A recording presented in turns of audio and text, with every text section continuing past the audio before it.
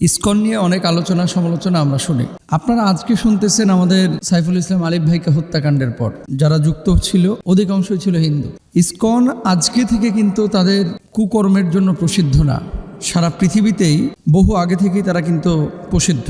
সম্ভবত ইসকনের জন্ম হয়েছে নিউ ইয়র্কে 1966 সালে। ধর্মপ্রচার, তাদের ধর্মীয় গ্রন্থ প্রচার, সামাজিক কিছু কর্মকাণ্ড এবং উগ্রবাদী একটা সংগঠন হিসেবে এই ইসকন সারা পৃথিবীর বুকেই পরিচিত।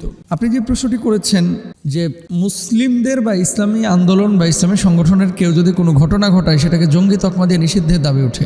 দুঃখজনক হলেও সত্য, বাংলাদেশে এই সাইফুল ইসলাম আলিফ হত্যাকাণ্ডের পর অনেক মুসলমানের বাচ্চা ইসকনের পক্ষ নিয়ে কথা বলতেছে।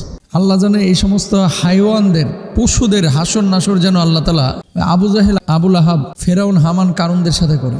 সারা জীবন কোনোদিন ইসলামের পক্ষে, ইসলামী আন্দোলনের পক্ষে, ইসলামী আন্দোলনের সংগঠনের পক্ষে একদিনও কথা বলে নাই। কিন্তু ইসকনের নিষিদ্ধের দাবি যখন উঠেছে তখন এই মানুষগুলো ইসকনের পক্ষ নিয়ে নানান কথা শুরু করে দিয়েছে। শুনেন, দল যেটাই আপনি করেন না কেন, সংগঠন যেটাই আপনি করেন না কেন, সাদাকে সাদা, কালোকে কালো যদি আপনি বলতে না পারেন, আপনি মানুষের কাতারের মধ্যে পড়েন না। সাইফুল ইসলাম আলিফ ভাইকে যেভাবে হত্যা করা হয়েছে, কি অপরাধটা ছিল তার! তিনি আদালত থেকে বাড়িতে ফিরছিলেন খাবার খাওয়ার জন্য, বাড়িতে ফিরছিলেন কর্মস্থল ত্যাগ করে তিনি বিশ্রামের জন্য বাড়িতে ফেরা একজন মানুষকে এভাবে ধরে আপনি জবাই করে দেবেন। এই সমস্ত মানুষগুলোকে জঙ্গি তকমা সাধারণত মানুষ দিতে চায় না এবং মুসলমানরা দিতে চায় না। এই ঘটনা যদি কোনো হুজুর করত, এই ঘটনা যদি কোনো মাদ্রাসার ছাত্র করত, এই ঘটনা যদি কোনো ইসলামী আন্দোলনের কর্মীরা করত, গোটা দুনিয়া ম্যাসাকার হয়ে যেত। আপনি আন্তর্জাতিক মিডিয়া দেখেন, সাইফুল ইসলাম আলিফের হত্যাকাণ্ড নিয়ে, শাহাদাত নিয়ে অনেকে নিউজ করেছে, কিন্তু ওই নিউজের মধ্যে একটা মারপ্যাচ রেখে দিয়েছে। দুর্বৃত্তদের হাতে নিহত, ঘাতকদের হাতে নিহত,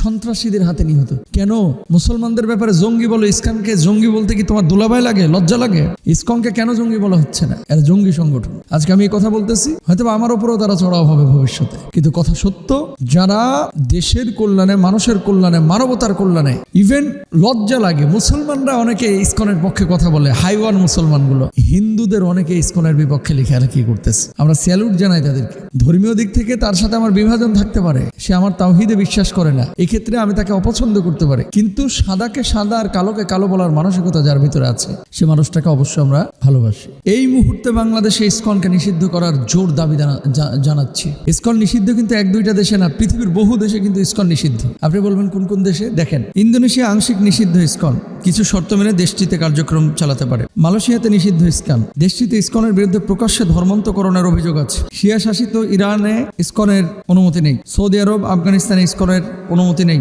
তাজিকিস্তান, উজবেকিস্তান, কাজাখস্তান, তুর্কমেনিস্তান ইসকনের কার্যক্রমের উপর কঠোর নজরদারি আছে। প্রিয় ভাইরা আমার, এরকম আরো অনেকগুলো দেশ আছে যেখানে ইসকন তাদের কার্যক্রম পরিচালনা করতে পারে না। বাংলাদেশে যেহেতু অধিকাংশ মুসলমান, কেউ যদি ধর্ম প্রচার করতে চায় স্বাধীনভাবে সে ধর্ম প্রচার করতে পারে, কিন্তু ইসকনের যেই কর্মকাণ্ড শুরু থেকে প্রশ্নবিদ্ধ, ইসকনকে নিষিদ্ধ করা এটা সময়ের দাবি।